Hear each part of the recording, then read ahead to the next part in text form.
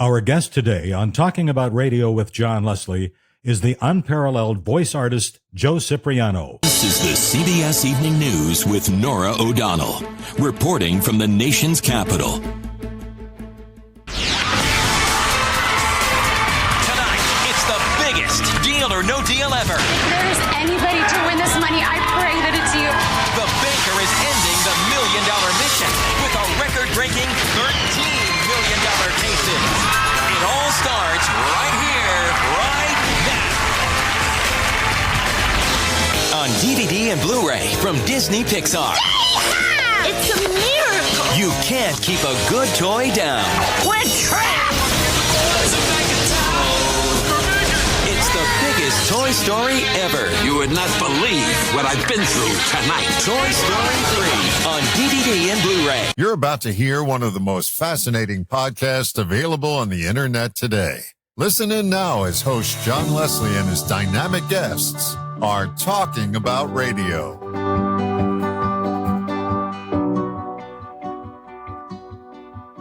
Hi, everybody. Welcome to Talking About Radio. I'm John Leslie, and this is episode number 38 of Talking About Radio. And I just was told this morning that this podcast is listened to in 16 countries, which is pretty cool.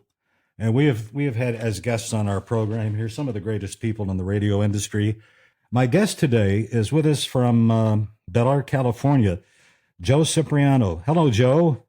Hey, John, how you doing? I'm doing well, thank you. Are you in Bel Air? Is that where you are? We're actually in Encino, California these days, and I'm actually proud after 38 episodes that I will be the boring one. So this is a feather in my cap right here. I doubt very much that you're going to be boring. I've done my research, Joe, and I have a stack of paper here. Oh, my. You can hear my... Yes, you can my hear illustrious radio career. Yeah. Well, it started in radio, but folks, I want to tell you, for those of you who may not be aware, you may not know his name, but you certainly know his voice. You hear it on virtually all of the networks, network promos, intros on CBS News, dramatic promos. You're involved in, is it the Emmys or the Grammys that you do the? Yeah, I've done the Emmys and the Grammys. Yeah, Blockbuster Awards back when. Done both of those. Yeah. Yeah. Well, I want to find out how you got there, and but you're a Connecticut Yankee, I guess, by birth. I am. I'm a Connecticut, and I'm a nutmegger. Yes, sir. Is that what it's called? Yes, nutmegger? Nutmeg state. Yes. Yeah. So at what point of your life, and I know what mine, where it started with me, and like 90% of the guests we've had on here, including John Records Landecker and all these other guys. John. Yeah, isn't he great? You know, and he was such a great conversation with him. These things start very early, maybe even back in the womb. There's just something about the broadcasting business, about the radio business, and the magic of it that draws us to it for our lives. So when did you and where did you actually start doing it?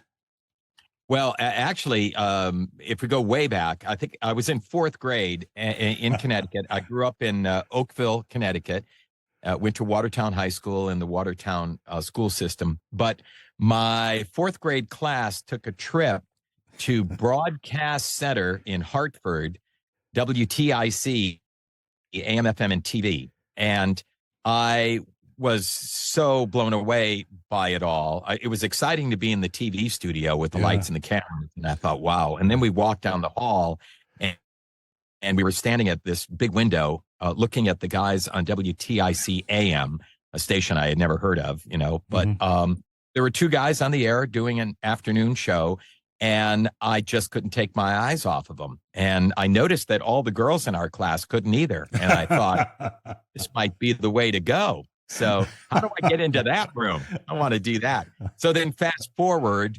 I was 14 by now and had been listening to my local radio station in Waterbury, Connecticut, WWCO.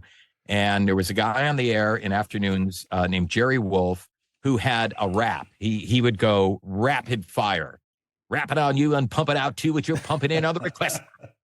And I called him. It was August. I was, out of school.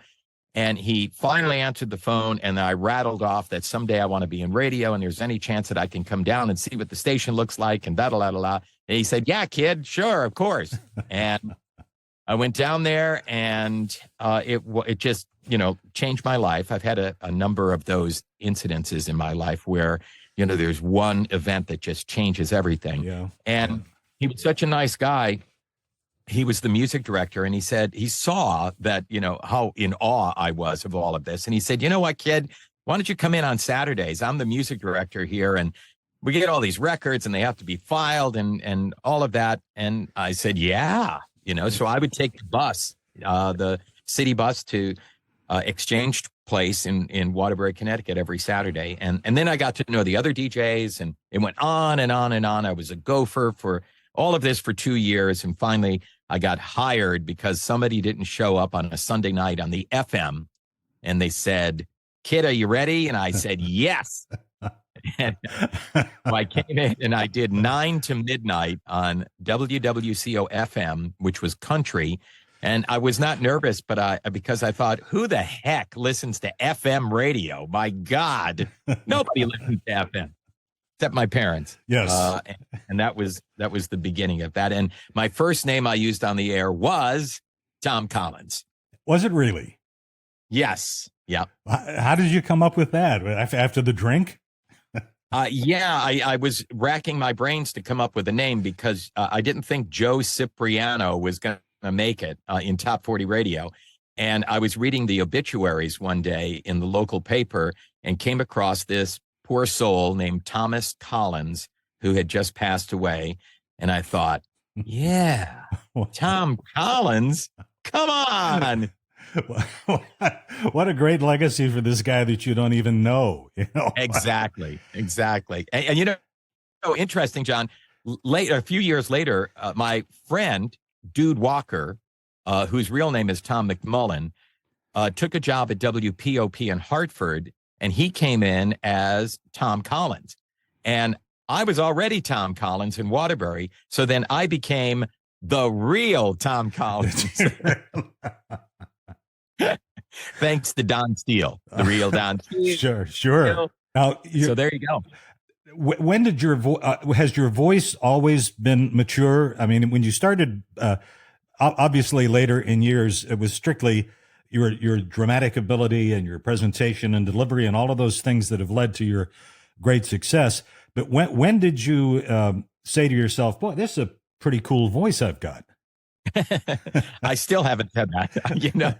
It's always a mystery. I think for certainly a lot of my colleagues in voiceover, we all have that kind of feeling that at some point someone's going to come up behind you and tap you on the shoulder and say, how did you get in here? Get out of here. But no, to answer your question, my voice was extremely high, as you can imagine, as a 16-year-old on the air. And you know what? I mean, I have no idea what it is that, a program director hears. I've never been a program director.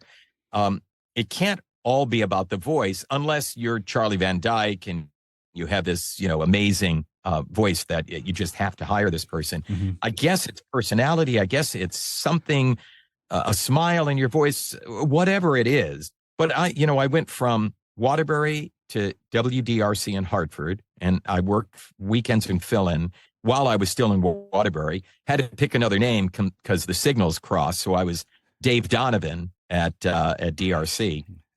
And I worked in Washington, D.C. for NBC first at WRC, AM and FM, and then for ABC in D.C.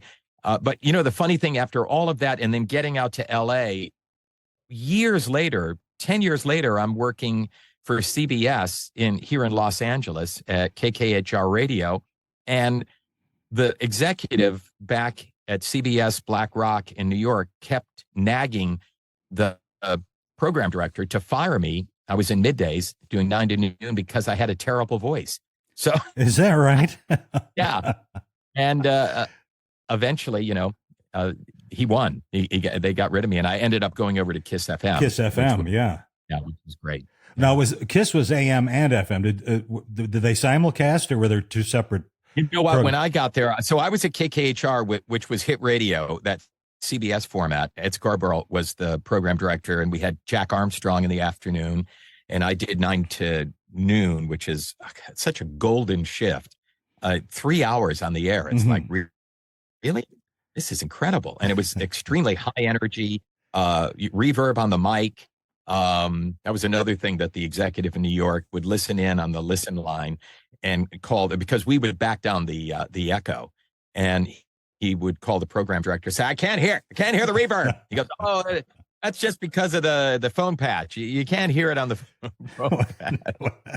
It was so bad at the beginning, John. When I got the job, our first weeks on the air, the reverb was ridiculous to the point where you talk up a song, right? You hit the vocal, you turn off your mic, you take your headphones off, you turn up the monitor, and you could still hear your voice echoing. It was still coming. Still going. All of the big groups had those rascals back east who were constantly listening in. And I worked early on back in the early 70s for Triangle Broadcasting. And they were out of Philadelphia. They owned WFIL, and they had a guy, like their corporate PD, and he had a thing in his office with a dial, like a dial on a phone. Yeah. And he could dial up any one of the stations in the group all the way across the country. And we would occasionally, in those days, I was still in news. I had not switched over to the programming side. And so we used to have to go down to these news conferences and sit in this room with this guy. And then he would decide what station he was going to dial up for all of us to listen to and watch him critique. And it was so embarrassing because invariably they would dial in at the wrong time when the wrong guy's on the air. And because the premier guys are down in Philadelphia at the meeting, so it's the part-time guys that are butchering the programming, and you just feel like slinking underneath the table. Right. So now, when all of us in the broadcasting business, we have had our turn at doing some freelance voice work and so on. That was never my forte. I did my share of it, and I had some pretty good gigs along the way, some big accounts, and did some movie trailers and a couple of movies, bit parts like all radio people do. But I think I was going to say everybody, that's not true, but so many people want to be Howard Stern. There's all these Howard Stern wannabes out there. But it's better to be a Joe Cipriano wannabe, I think. It's certainly more attainable.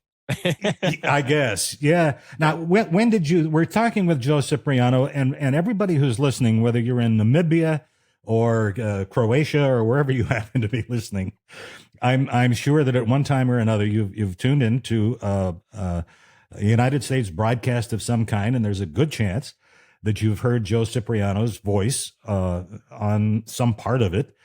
And was there a point when did you get into the inner circle, Don LaFontaine and those big name guys?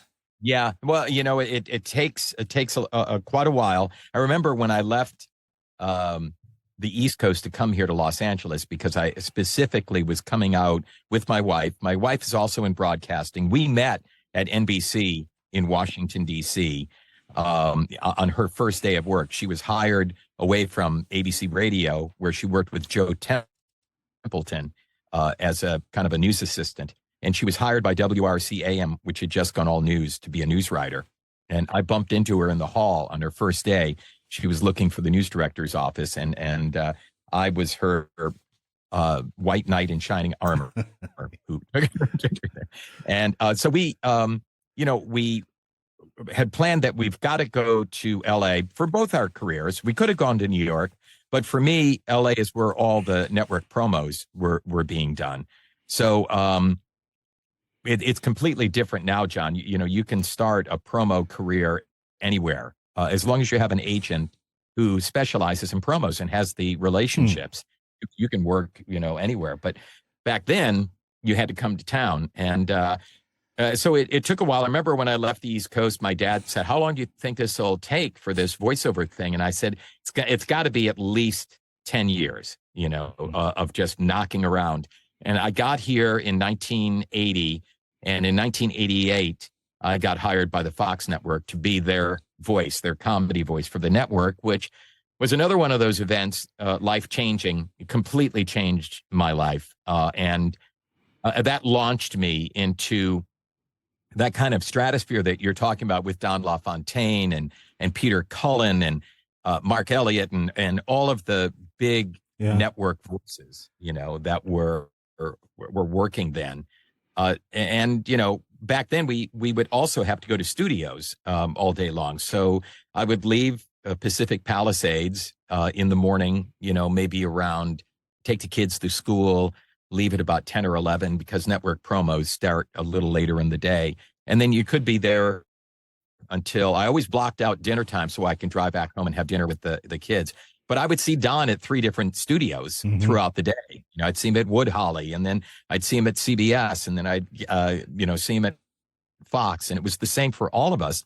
And it was an unbelievable time because, you had to drive to the sessions. So they had to build in time in between the sessions for LA traffic, which meant we would all get there and there was, the studio was in use. So you'd be sitting there with these, like with Don LaFontaine in the lobby, and Mark Elliott may walk in and all of the other voices that were working at the time. Ernie Anderson was mostly at ABC, but he would have to come out and go to studios as well, and you'd bump into him there. So it was a remarkable time. Now, and it takes a while of knocking around. Joe, now were you at these sessions to audition for the part, or did you already have the job, or no? Why were you guys in the lobby? We were there for jobs. So all of our auditioning back then would be done at your agent's office. Nowadays, you could do it in your home studio. But yeah, the auditions would always be done at agent's office. Gigs were done at studios all over Hollywood, in the Valley, in Burbank. There were some in Santa Monica at the time. So you'd cover LA going from a 1 o'clock session to a 2 o'clock session. You'd have to go from Hollywood to Burbank, and that was, it could be quite a trip, to get there. And then you bump into the same voiceover people at that network as well, or that studio. It brings back a story that was told to me by a longtime friend of mine who's now deceased, and he worked in New York City at WNEW, and he got some pretty big voice gigs. And over the years, Bob Fitzsimmons was his name, and he would turn up on spots, wherever. I'd be out in Missouri, and there would be Bob on a commercial. But he said that when he would go in those days, you would go in and audition, and he said, that's a New York thing. Yeah. New York does all of the auditions. You go in person, not to your agent's office. You either go to the casting office or into the production studio or that was a New York, LA thing. He said it was pretty unnerving, and some of the names from those days. He said I'd walk into an audition and Ed McMahon would be sitting there, and John Bartholomew Tucker and Sterling Holloway. And he said, "What chance do I have?" He said, "Not until they learned my first name did I get any work." That's great. That's a good story. Now, how do you when you go in to do a promo? Some of the promos are like 15 seconds long. The Saturday evening CBS News intro, which I love. I think that's you do such a sparkling job on that Nora O'Donnell intro. Well, the Nora O'Donnell, thank you. Yes. It is just so compelling. How many times do you have to do that before you get it to that point, or you just do it and go out? Yeah, for that one specifically, that's one of those great gigs. All of the gigs that we do are SAG-AFTRA, gigs, sure. And so you're the network code that the producers and the unions have negotiated. There's scale, and if you're when you're doing promos, pretty much everybody works for scale. Don LaFontaine always worked for scale. But when he was doing trailers, that would be a whole other thing. You could have your own trailer rate. If the trailer rate for a trailer was, say, $750, Don might be commanding $2,500 or more. But yeah, it's so when you go, like for that one, the CBS gig, you do it once and it's a generic, this is the CBS Evening News with Nora O'Donnell, and so you do it and it runs and you get paid every time it runs. Oh, really? And yeah, so it's a wonderful gig to get something like that. Different than promos, because promos, when you do a promo, it has a 13-week life, but of course it never is used that long because a promo only promotes a show that's going to happen within a week's time, most of the time. Yeah. Unless you're doing a premiere and they're premiering something in September and you start promoting it in August or July or whenever they do it. But your meat and potatoes promos are just running a week. And the deal where you can make, it could be lucrative, is if you're on as a voice of one show, well, each week they're probably doing a 30-second spot, a 20-second spot, maybe a 15, a 10, and a 5. And on those, you get paid per spot, and then you get paid per tag. So for each of those, when you update it, say it's a Monday show, and then you update it with tomorrow or next Monday or tonight or next, you get another payment for each of those tags. So that's a little bit different in how it works than that intro for CBS News, which is almost evergreen, and it just continues to run, but you're paid nightly every time they use it for the usage. That ain't bad. No, that ain't bad. No. It's always they always talk about when you even friends will say this to me, God, it's only going to take you 5 minutes to record this. I mean, really, we have to pay you a couple $100 to do this, and it's not about the time that it takes you to do it. It's all about the usage. How long is this going to run, and how often is this going to run? So yeah, it might take somebody who can do it well 10 minutes to do it, but you may be using it for 3 years, and you pay for that usage. Well, it's the being able to do it too that's so very important.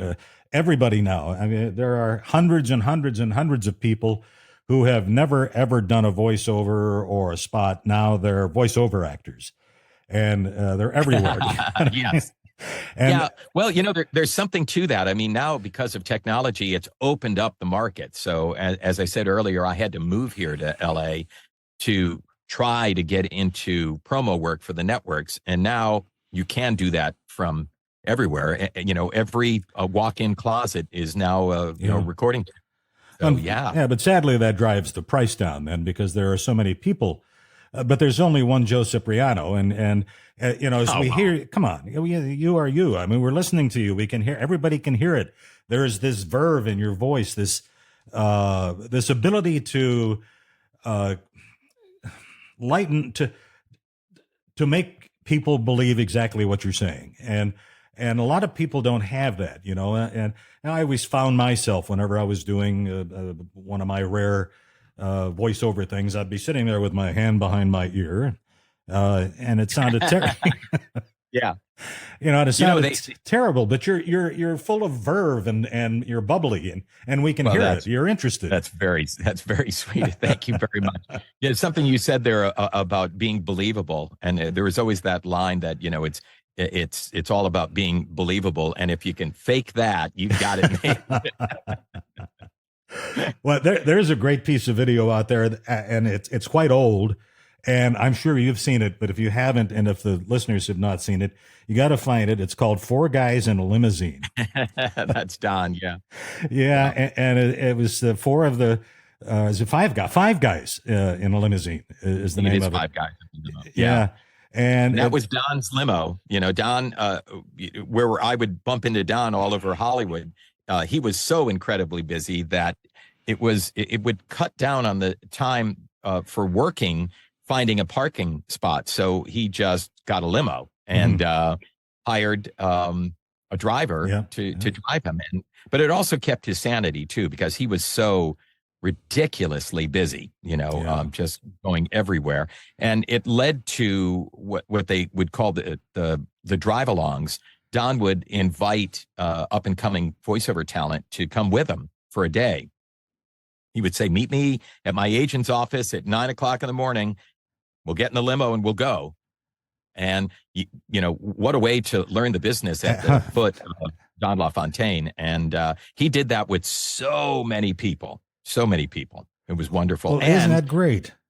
After he passed, Don, his best friend Paul Pape and I decided we need to do something to honor Don.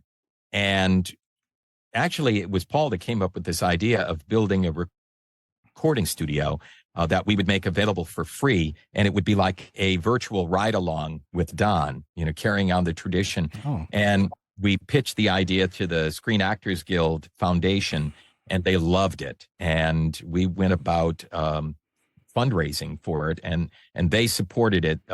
Every dollar we brought in, they would double it, And so it's an amazing facility. There's now one in New York as well, the Don LaFontaine Voiceover Lab. And it's absolutely free. We have top-notch voiceover coaches who go there and teach every day.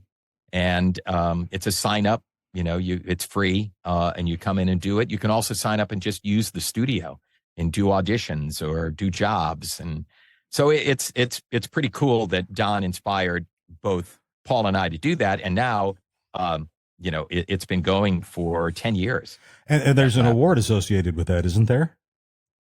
Well, yes, there's the Don LaFontaine the Spirit Award. Yeah. You caught me on that one, John. I'm sorry. And we give that award to someone who uses the lab and really understands the meaning of what can be done there. So somebody who truly utilizes it and is starting to have some success because of it. We have that award. There's also the Don LaFontaine Legacy Award, which I was given rather, the year after Don passed away. And other people that have won that award are Mark Hamill, Nancy Cartwright, the voice of Bart Simpson, and many others. So that was an incredible honor to get that. Okay, we're these things go by so quickly. I wish they were 3 hours long, but even I wouldn't listen to a 3-hour podcast. But even if it was me hosting it. But you now are involved. You've a couple of things. One, you have a book, right? Living on the Air.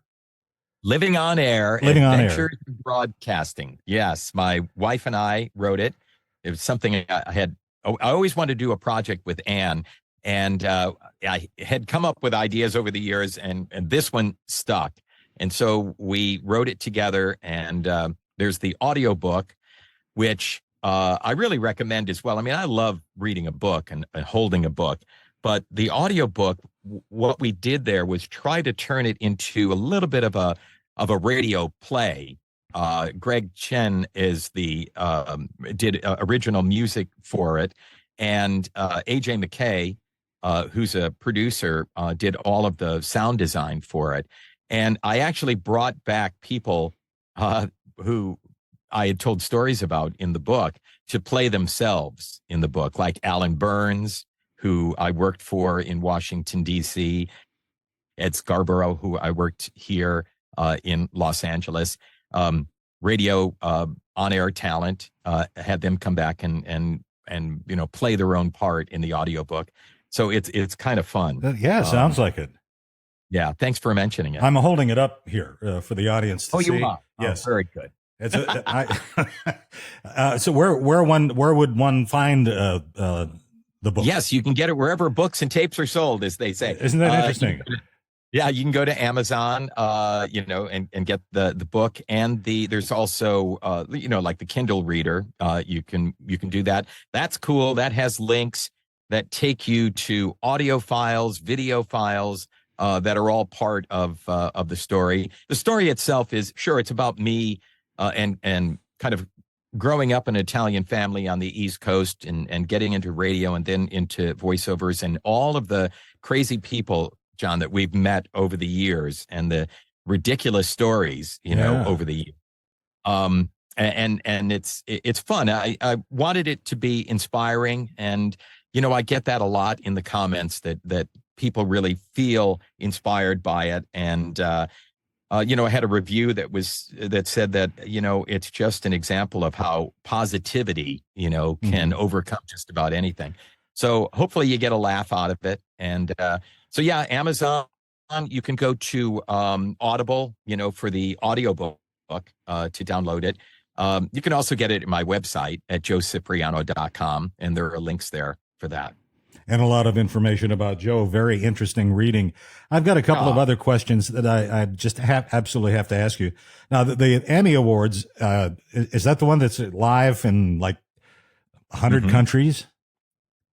Yeah, oh yeah. Well, the Emmys. The Oscars would be the one that just covers the planet. Yeah. Emmys are for television shows, and it's played internationally. But there's the cool thing about doing an Emmy Award or the Grammy Awards, which I've been lucky enough to do several times, is you're live. It harkens back to being on the radio, and you just kick into your radio sense of, I'm live on the air and I'm not going to F up, Yeah, that's what I was going to ask you. Yeah.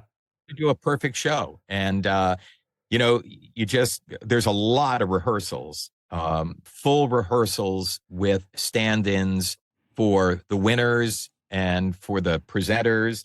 And then the actual presenters do come in on Saturday and Sunday to rehearse their parts as well. So you do a lot. I always think that the model for doing a live show is backwards, because you do it so many times, and then when it gets to be show day, and let's say show day is Sunday, you get in early in the morning, you do a full run of the show, and then you break for lunch, and then you do another full run of the show, and then you break for the show, set up for the show, and then it goes live at 5 p.m. And by that time, you're exhausted. Sure. Absolutely. I was like, really? This is the model? I mean, you want to get us as tired as we can, and then we're going to go live on the air. I think about that. I had an opportunity back in 1989. I was selected to host an international, first ever of its kind, international satellite talk show between a number of countries. 30 countries were hooked up by satellite. And I was the host in Washington, D.C., and they had calculated that there were about 280 million people listening. Wow. And as I was sitting there when their little theme song started to roll, I saw all 280 million faces. Yeah, looking at you. Yeah. Do something. Be good. Don't F up. Say something intelligent, something entertaining. Well, as we conclude here, Joe Cipriano, you and I first met, although you and I are not, we don't travel in the same circle of friends. But I met you a long time ago, back in a day when the computers were the internet chat rooms were just starting to come to life. And there was a thing called CompuServe.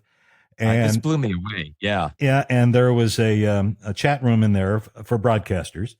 And you were part of that, and I was part of that. And I don't know how many people, there probably weren't that many in those days, but we spent a lot of time talking back and forth and sharing stories. And this is kind of like the modern day version of that, I guess, if you will. But for those of you that don't remember CompuServe, I mean, what we're talking about is really a black screen, DOS, pretty much. And you're just typing back and forth, but it was not in real time, right, John? I mean, you would type in and then you would do your response. I can't remember, but maybe you're right. You would say something and then come back later, and whoever signed on would respond. And there were some fairly. Who I met there? I met Tom Bergeron doing CompuServe, and then later on Prodigy, which was a more graphic meaning visual, not graphic like sexual or anything. Where things started to change and come out of that world of blinking cursors on black screens, into color. Well, I cannot let you go without asking you to tell us all about the story about Anne's 30th birthday party. Oh my gosh. I love that you brought that up. Wow. Okay. We were here in LA, and I threw a party for Anne at Wolfgang Puck. If you're familiar with Wolfgang Puck, became famous because of his restaurant Spago. Yeah. He opened up a restaurant in Malibu that was called Granita, and so I booked the private room at Granita, which also had an outdoor patio. And I had taken Anne's kindergarten picture and had it blown up to huge size and put it on an easel so that everybody who was at the party could sign it. Happy birthday, Anne. Love you. Da, da, da, da, da. And we're there. We're having a wonderful time. There were probably about 40, 45 of us, something like that. And we're in this room. And somebody came in. Oh, I know. One of our guests had gone out to go to the bathroom, came back in and said, "You're not going to believe this, but Frank Sinatra is sitting at the table right outside the door." And we're like, "What?" And everybody was like peering through. It was kind of like frosted glass, and we're trying to look through, and you look through the crack and go, "Oh, that is Frank Sinatra," So that was cool enough. But then my nephews, Eric and Zev, on my wife's side, decided they would take this huge poster board of Anne, and they burst out into the restaurant before the manager could grab them, because they said, "Oh no, I can't believe we're going to do this." And they go out to Frank Sinatra's table and go up behind him and said, "Mr. Sinatra." And he's like, "Yeah." And it's my aunt is having her birthday in here, and we were just wondering if you would sign, her picture. And he said, "Sure." He said, what's her name? Anne. And he's, "My dearest Anne, happiest of birthdays, Frank Sinatra." And they come back into the room holding that huge poster over their heads, and the room erupts. Our 40, 45 people go nuts, applauding and whooping and hollering and all of that. And of course, Sinatra heard that. And about 2-3 minutes later, the door opens and in walks Frank Sinatra. And he's got 2 glasses of wine. And he said, "Where's Anne? Where's the birthday girl?" And Anne's like, "Here I am," And he said, "Anne, come over here." And he does one of those things. He gives her the glass and he links his arm around her arm, and they sip from the glass, and he gave her a great big kiss. And everybody is coming over, and, "Oh my God, thank you, Mr. Sinatra, and I'm such a big fan," and da da da da. And he spent a good amount of time with us, which was amazing and a surprise to everyone, including the manager of the restaurant, who thought it could have gone either way. But Mr. Sinatra was in a wonderful mood, and there was something about the way it happened that he wanted to be involved. And he goes back to his table, and we were dumbstruck. We're just like, "Oh my gosh, now, what could happen?" And then about 10 minutes later, out walks a line of waiters with champagne flutes and poured champagne, one after the other, coming into our room. And I pulled over the manager and I said, we didn't order champagne. And she goes, "Oh no, this is all from Mr. Sinatra." And he said, "There's plenty more where that came from." So it was pretty amazing. Joe, that is the greatest story of all time. You know what, John? I love that you brought that up. I haven't told that story in a while. Thank you so much. That was a joy to relive. I'm sitting here listening to you, and my grin cannot be any wider than it is, because you told it so. I mean, it happened so well that then you put it into the hands of a guy like you to retell it. And everybody who's listening in all 15 countries or whatever it is, they're there. They're there with you right now. You know, they're picturing it. And so it was so great. And Thank you. Joe, I'm going to cut you loose. I know you're busy. You do some seminars, not seminars, but workshops for budding I do. voice actors. I do promo workshops where we teach, how to excel in promo and the skills involved. I have a promo masterclass that I do. I do that in person. I have one coming up in September here in Hollywood, but I also have online classes that I do. And I also have it's an online class that's, you go at your own pace, and it's really cool. We're just launching it. And you can learn all about it by going either to promomasterclass.com or just go to joecipriano.com and click on Promo Masterclass, and all the information is there, and you can sign up for it. And it's all different price levels. Of course, the one that's in town are really for talent that are in the business, are doing promos, and they really want to move their career forward. So that's for the pros. And then the online one, the booklet that we do, that's the go at your own pace, is fully interactive. And I'm interacting with everybody who's taking the class. And that's at a much more modest price, so that you can learn about promos and, this voiceover thing, John. There are all these different genres. I mean, you could do animation, you could do narration, you could do medical narration and commercials. And there's so much that's out there. And promo is one of those niches, and us coming out of radio, we kind of can settle into a promo read using our timing skills that we used to use in radio. They come into play for promo. So thank you for asking for that as well. And when this is produced and put up on the podcast platform, in the show notes, I will be sure to list all of those addresses that people can go to find these various things, because I know they're probably not with pencil in hand at just this moment. It's tough when you're driving and listening to a podcast. Yes. Yes, they should. However, they should have, whenever listening to this program, they should have a notepad ready, because there's so so many interesting things come up. Joe Cipriano, it is a great honor to talk to you again. It really is an honor that you took time out of your busy schedule to talk to us on this program. Oh, God. Thank you. My pleasure. I enjoyed it. And I appreciate the ask. Thank you. You're welcome.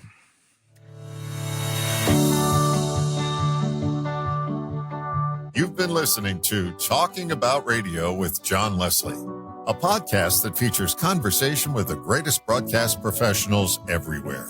If you'd like to be a guest on Talking About Radio and share your favorite radio stories, just send an email to talkingaboutradio@yahoo.com.